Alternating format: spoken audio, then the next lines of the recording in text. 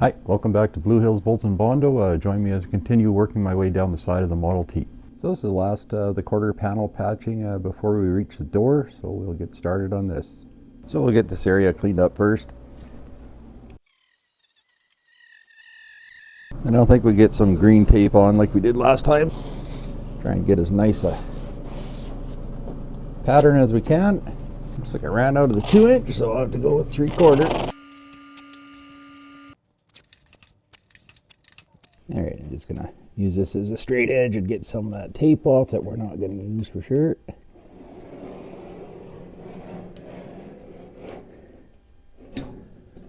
And we'll mark our inside line here.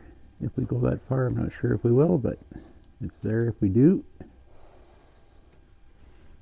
And the outer edge. And this edge too. Alright, now we can get our pattern off. Let's work slowly and try to get it all off. Alright, that's our basic pattern. Yeah, so I'm going to mark my 4/4 and this inner curve here. That's the most important. Then I'm going to get this profile here. And I think some of you guys must have been disappointed I didn't put it through the bead roller last time, so this time I will put it through the bead roller for this bend. And if you guys do enjoy what you're seeing, like, share, subscribe. It helps the channel out. And we're going to leave this long as usual, but I'll use those 2 dots to find its where it needs to be when I bend it over. Also leaving 3/4 long here on this side.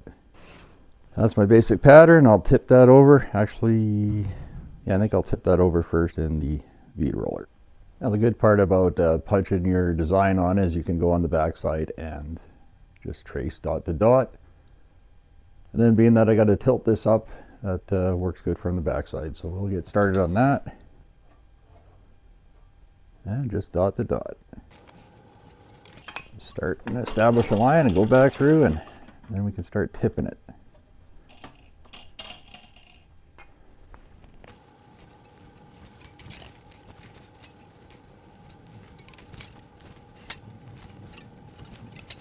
Okay, I'll check that. All right, got some of the excess out of the way here. Just one more tilt, I think, and we'll be really close. All right, well, with that on that 3/4 inch mark we left, push against here. It doesn't look too bad. I think I'm a little excess here, but I'm going to cut somewhere in the middle when I stitch weld that in.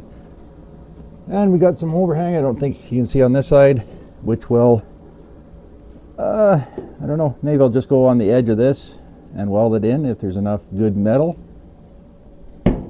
Clean this up and we'll get started. Alright, so cleaned up the edges, bent this over, popped some holes so we can weld from underneath. Bottom's held in with a clamp, and then the top will tack as it's close.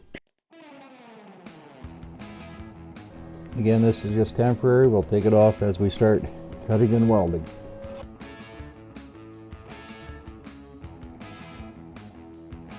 Alright, we'll start in the middle here somewhere, cut out one of those, and just start welding her in.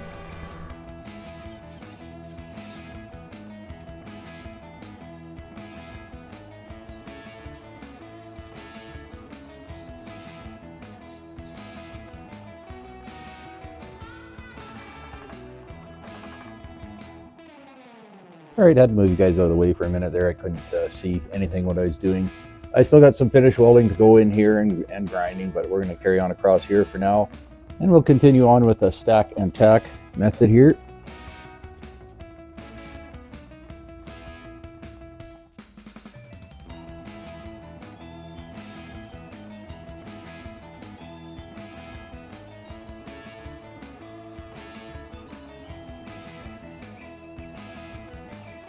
Alright, well, that's pretty close to where I want it for today. If you guys enjoyed the video, like, share, subscribe. I still got to get in on the edge maybe and clean up some of these little things, but I'll do that on the next go around. I want to continue forward and work on this door probably next. This could be a little more complex, and then, like I say, once I work my way around the car here, I'll come back and touch up on all these little pieces.